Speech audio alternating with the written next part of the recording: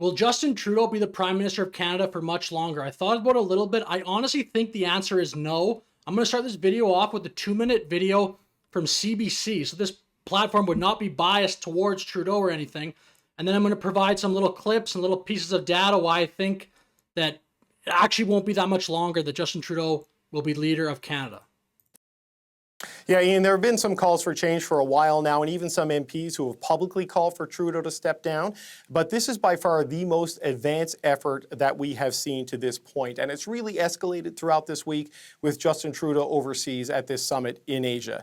What's been happening is MPs have been meeting in rooms all across Parliament Hill, and they're being asked to sign their names to what amounts to a pledge to stand together in calling for Trudeau to resign. Now, it's not a letter they're signing that will be circulated. Instead, it's a tightly controlled document. There are no copies, there are no photos, and sources I've spoken to describe it as a vehicle to secure a commitment from MPs to seek that leadership change and bind the MPs to that goal should the Prime Minister and his supporters push back. Look at it like an insurance policy of sorts, signed in ink in the MP's own hand that becomes impossible to disavow if the pressure gets too high.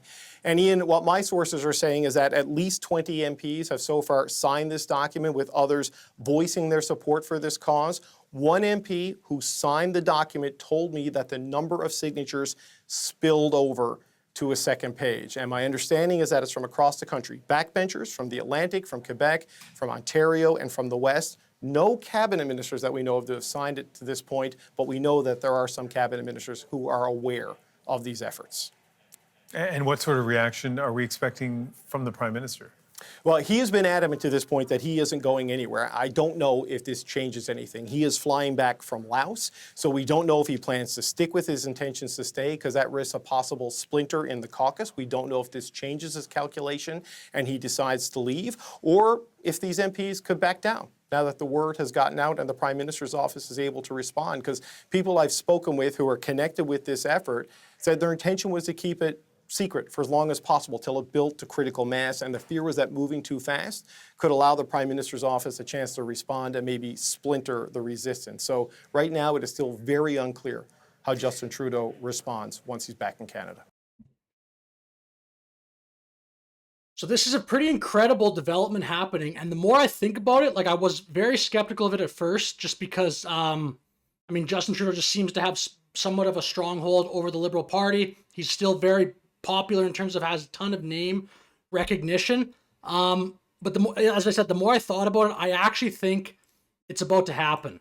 And the reason, there's actually many reasons. If you just kind of follow the logic, follow the incentives, this is the current projection for seats in the next election. This is historically bad. It says right here, the Conservatives could win the most seats in Canadian history on current polling numbers. 220, Liberals are projected here at 59. This is CBC, so again, this would not be any sort of bias here towards the Conservatives. 59 seats. Right now, the Liberals, this is that number here, that have 153 seats. So that's basically 100 people currently in jobs who are looking at the next election thinking, I'm going to be out of a job. So that's a ton of incentive right there for Liberal members of Parliament to be like, maybe we need to change course here. I think that's pretty obvious to understand why people would want to keep their job. Another reason why, Justin Trudeau has been way, way behind in the polls for a long time. This is about a year and a half.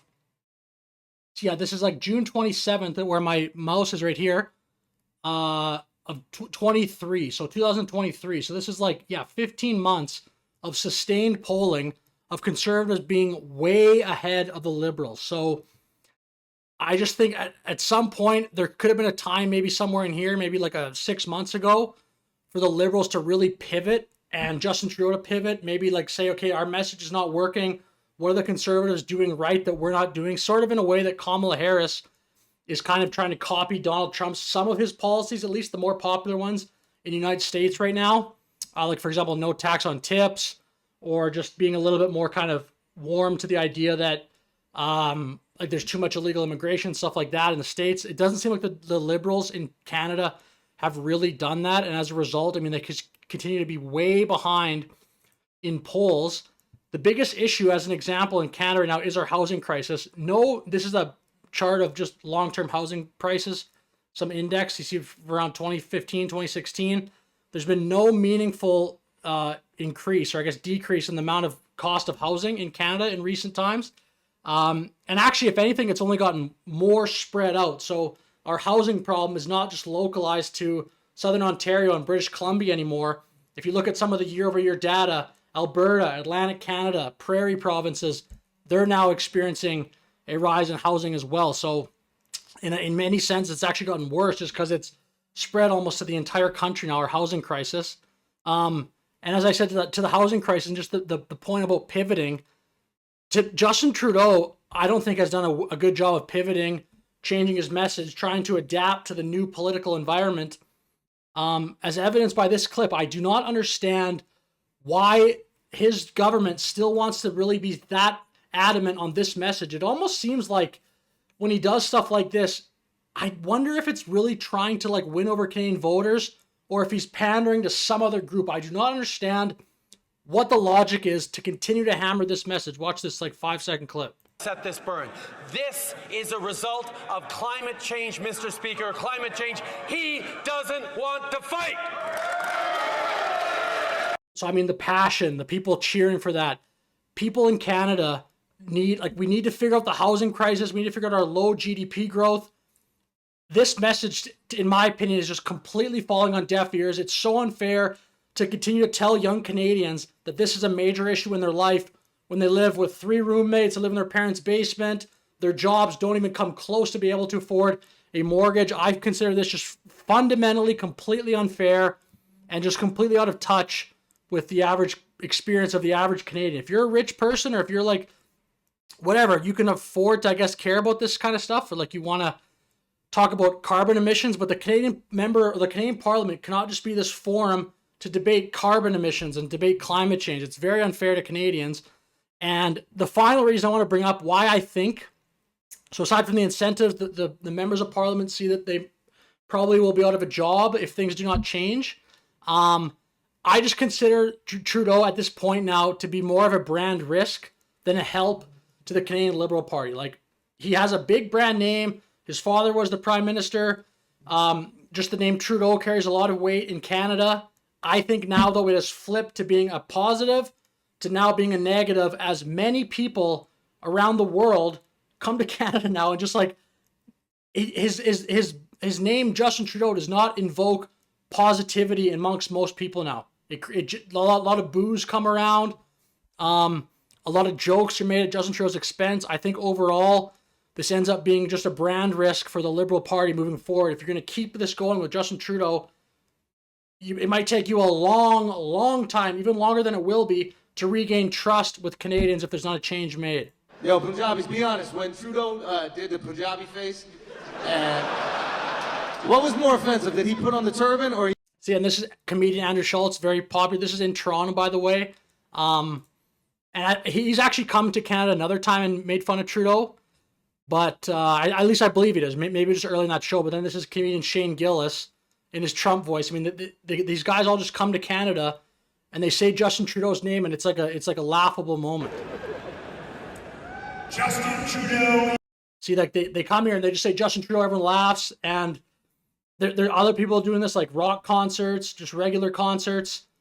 I do think at this point, whether the Canadians or whatever Justin Trudeau wants to admit it or not, his brand is just negative, and I think there will be actually a change relatively soon, which is quite massive news in Canada. I mean, it's been almost 10 years with Justin Trudeau as our leader. Nothing's guaranteed, of course. We'll see what happens moving forward, but I just see Justin Trudeau as having less and less leverage. I do think there'll be a change. And the other thing I think that for the Liberal Party to figure out is, if you remember like this polling, I think the next person that they insert as the leader, I believe it doesn't matter. They're going to lose the next election anyway. I think that's like almost not a given, but it's very, likely at this point. I do think the next leader they insert is going to have to like almost go in on the assumption that they're going to lose the next election. So maybe it's someone a little bit older and they're fine with just being like that voice to hold the Liberal Party mantle for a while. Or a younger leader like a Jagmeet Singh was maybe 9 years ago, who goes in as a Liberal leader and they say, look, win the next election if you can, but we realize like the climate's pretty tough for us right now. get in there, like create a name for yourself, win over some fans, win over some voters, and then we're going to keep you in there for the next election in 2029, whenever that ends up being. I think that has to be the Liberal Party strategy right now. I think they have to try to hang on to as many seats as they can. Try not to give Conservatives a majority. Maybe that could be like a goal to try to get the Conservative support to below that majority marker. But I don't see any way that the Conservatives do not win the next election. Again, things can change. The world's very dynamic. But I think it'd be a foolish thing if the next Liberal Party leader that was inserted for the next election, if that does happen, if they actually believe they're going to win, I don't know. I think that's a pretty unfair thing to ask of somebody, of anybody, that would potentially take that over. So, anyway, with that said, I'll end the video there. A little bit of a ramble at the end, but yeah, thank you for watching the video. Like and subscribe. We'll see you in the next one. Have a great day.